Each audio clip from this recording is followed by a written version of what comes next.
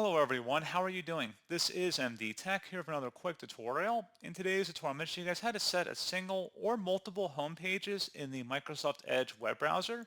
So this should hopefully be a pretty straightforward process here, guys. And without further ado, let's go ahead and jump right into it. So all you have to do is open up Microsoft Edge, select the three-dotted icon at the top right that says Settings and More, and then go down and select Settings. On the left side, select Start, Home, and New Tabs.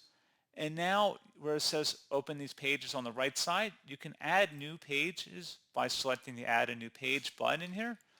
And you should be able to see multiple home pages listed. If you want to delete certain home pages from launching, you can just select the three-dotted icon next to it and then delete. And that's all you have to do. So pretty straightforward process, guys. I do hope I was able to help you out, and I do look forward to catching you all in the next tutorial. Goodbye.